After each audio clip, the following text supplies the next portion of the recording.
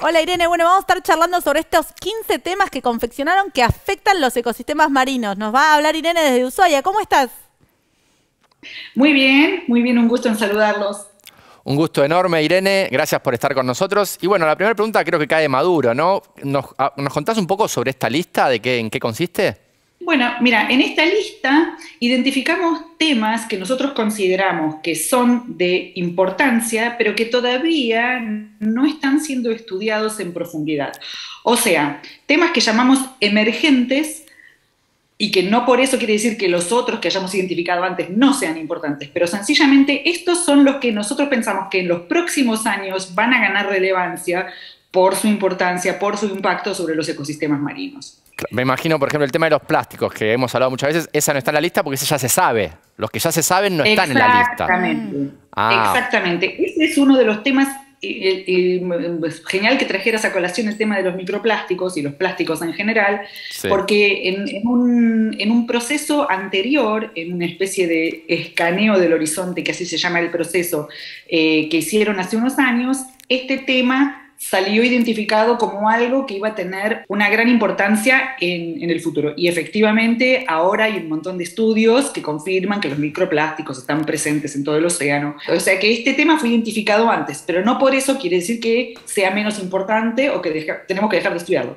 La idea de lo que hicimos nosotros fue pensar en nuevos desafíos, nuevos problemas que probablemente enfrenten los ambientes marinos en los próximos años. ¿Y cómo fue la metodología? ¿Se juntaron? ¿Cómo es que uno puede predecir cuáles van a ser los problemas? ¿Cómo lo trabajaron? Cada uno de los participantes sintetizó 5 preguntas, 5 cuestiones, 5 ítems más o menos, y así se confeccionó una lista enorme. En base a esa lista, después con las preguntas que hizo cada uno de nosotros o los temas que señaló, que identificó cada uno de nosotros, se establecieron prioridades. Cada uno de nosotros votó, hizo un ranking entre los 75 temas que aparecieron ahí acerca de la importancia, ¿sí? O sea, máximo puntaje al más importante y así. Y después nos juntamos virtualmente, porque esto todavía estábamos bastante restringidos para los movimientos, y se discutieron. Después quedaron los 15 temas primeros, que fueron los que detallamos en el artículo que salió publicado en la revista Nature Ecology and Evolution. Buenísimo. ¿Y nos contás ahora un poco cuáles son esos ítems, los que te parecen más... No vamos a llegar, lamentablemente, por los tiempos televisivos, probablemente a hablar de los 15, pero ¿nos contás algunos? Sí. Y bueno, por ejemplo, uno que es muy pertinente para las costas argentinas es lo que se llama el oscurecimiento costero. El oscurecimiento es un fenómeno que se da porque hay aportes de materiales desde las zonas costeras, desde la tierra, a las zonas marinas adyacentes. Entonces, estos aportes que pueden ser tanto en materiales particulados como en sustancias disueltas, ¿sí? Al modificar la luz que entra a la columna de agua, afectan un proceso clave de los ecosistemas marinos, que es la fotosíntesis. ¿Por qué es importante la fotosíntesis? Bueno, la fotosíntesis es el proceso mediante el cual los organismos, los productores primarios, las plantas terrestres y lo que sería el equivalente de las plantas acuáticas, macro y microalgas, asimilan dióxido de carbono, ¿sí? Y utilizan agua y con eso fabrican, por un lado, materia orgánica, que esa materia orgánica es lo que va a servir de alimento, digamos, como de la base de todos los organismos de la red trófica marina, por un lado, y por el otro lado, bueno, esta absorción de dióxido de carbono tiene un enorme impacto sobre el clima, porque, como ustedes saben, el dióxido de carbono es un gas de efecto invernadero y cualquier proceso que contribuya a la captura del dióxido de carbono va a tener incidencia sobre el clima.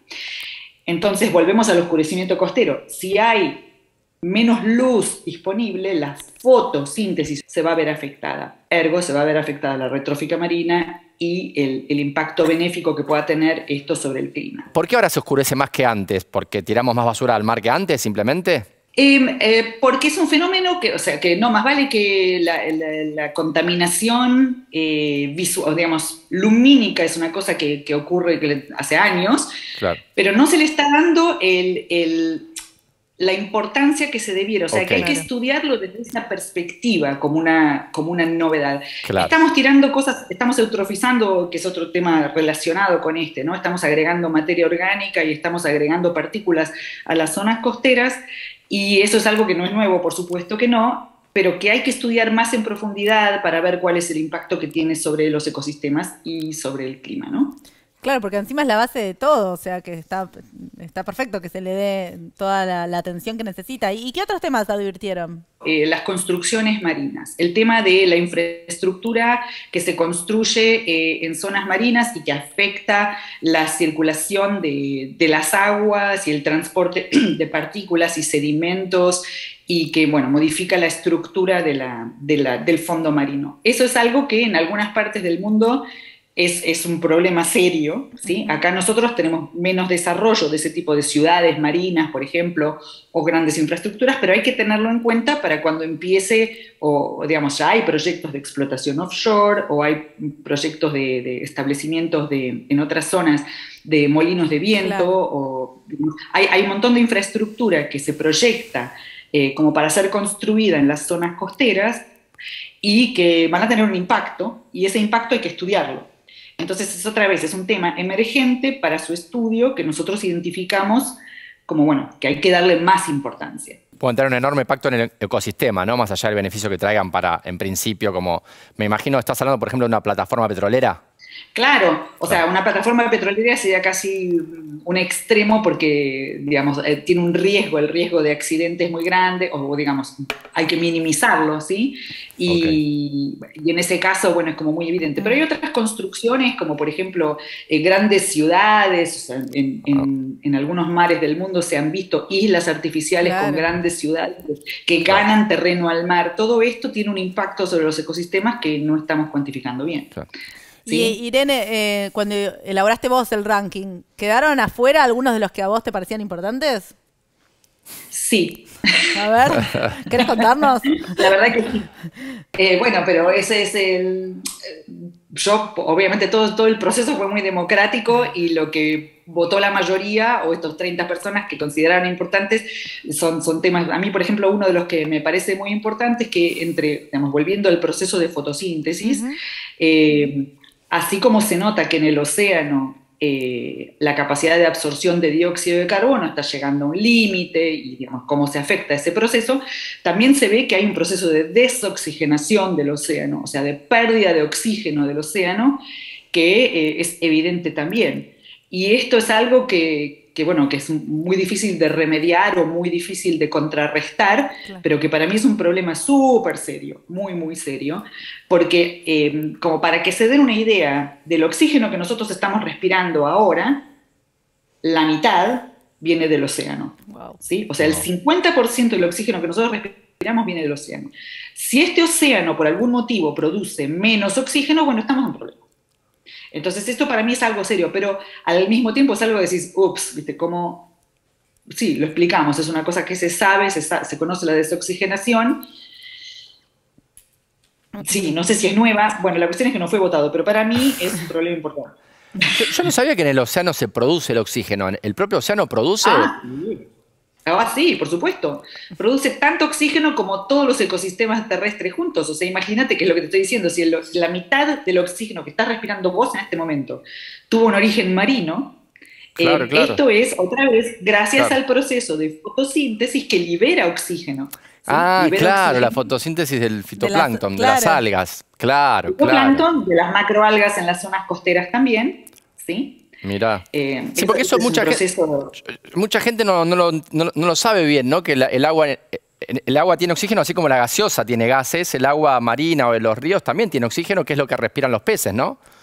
O sea, hay gas diluido. Disuelto, claro. Claro, sí. el oxígeno que respiran los peces. Yo mismo, de más chico, pensaba que era del H2O, que el oxígeno venía del agua. Está buena la aclaración, está buena. No, está disuelto. Está disuelto, es gas disuelto en el agua. Porque en el agua tenés un átomo de oxígeno, pero el oxígeno es la molécula gaseosa de oxígeno que se disuelve en el agua. Claro. Y es re importante lo que están haciendo porque, bueno, tratar de predecir puede anticipar y mitigar los efectos, ¿no? Como lo que sucedió hace unos días, ¿no? De las muertes de las ballenas, es algo que ustedes pudieron predecir en algún momento y que sabía que podía ocurrir. ¿Nos contás un poquito sobre ese tema?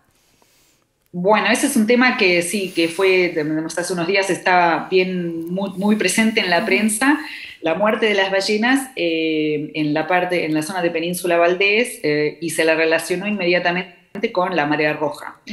Si bien las ballenas no consumen, a ver, vamos a empezar del principio. Sí. ¿Qué es la marea roja? Bien, la marea roja es una acumulación de fitoplancton, de características especiales. Son unas células de fitoplancton. Hay distintas especies que producen distintas toxinas, ¿sí?, en distintas condiciones. Y una de estas toxinas es la toxina paralizante de molusco se llama, producida por un grupo del fitoplancton que nosotros llamamos dinoflagelados.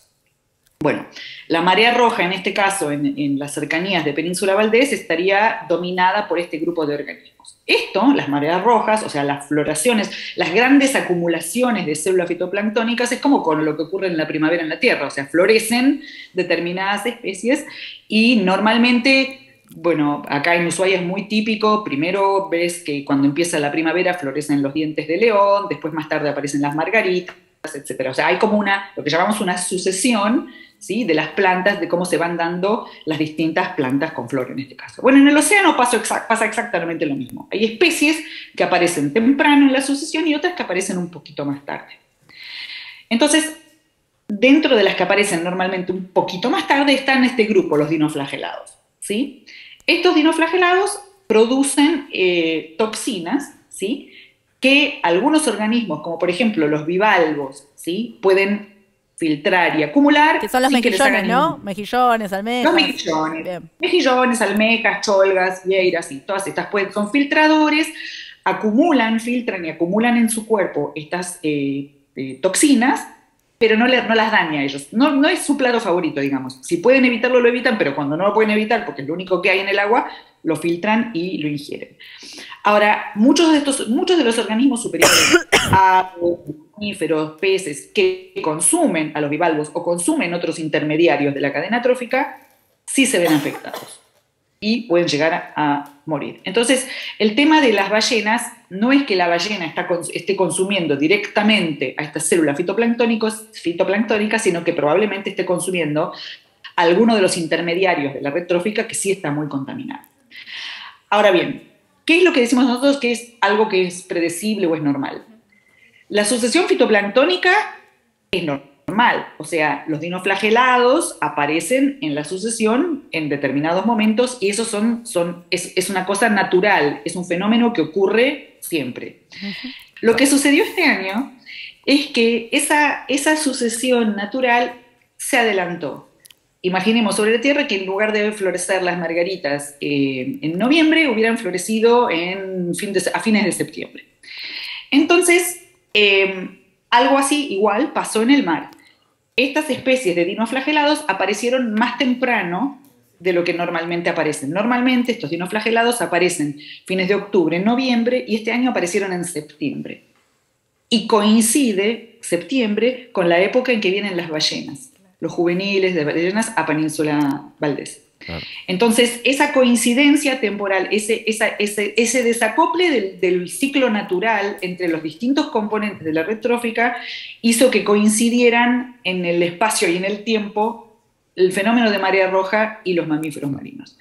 Y esto es algo que está descrito, o sea, estaba descrito que podía suceder, que cambiaran los ciclos, que cambiara lo que nosotros llamamos la fenología, que en buen castellano sería como el timing, el momento en el que ocurren las cosas, ¿sí?, los procesos biológicos, y ahora lo estamos viendo. Y eso es consecuencia del cambio climático, ¿no?, que se adelanten. Que cambien los ciclos de las distintas especies. Es algo que estaba descrito que podía suceder, sí. Está probado en algunos ambientes y para algunos grupos de organismos, para algunos sistemas, sí. Y ahora lo estamos viendo acá. O sea, era una consecuencia esperable.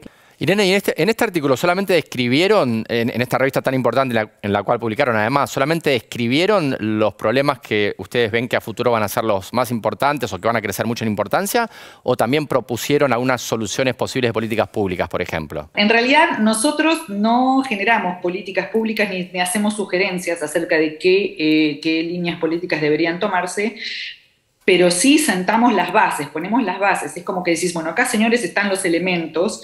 Fíjense que hay muchas cosas que se tienen que hacer porque si no, o que por lo menos se tienen que estudiar para ver qué impacto van a tener sobre la biodiversidad, sobre los ecosistemas, sobre el clima, etc. Entonces, es más que nada un llamado de atención que nosotros esperamos que los tomadores de decisión incorporen a las políticas, ¿sí? O sea, obviamente se trata de darle la mayor difusión posible a estos temas o digamos, a la importancia que tienen, como para que sean tomados en serio y que tenga un impacto positivo después sobre las políticas públicas también. Nos quedamos con ganas de charlar de los otros 12 puntos. Nos mencionaste 3 y además están los temas que ya venían de antes y que no fueron tratados en este artículo. Da para charlarlo muchísimo más. Será en otra oportunidad. Lamentablemente tenemos que ir cerrando la entrevista acá. Esta clase magistral en realidad. Así que muchísimas gracias. La seguimos cuando quieran. Muchísimas gracias, Irene. Nosotros nos tenemos que ir un corte y enseguida volvemos con más La Liga de la Ciencia acá en la pantalla de la televisión pública. Ya venimos. Queda mucho más. La Liga de la Ciencia es alfa, es beta. La Liga de la Ciencia. Hay un portal, hay un sitio, hay un canal donde el conocimiento toma la palabra. Todo Ciencia. Todociencia.com.ar. Mucho más que noticias científicas.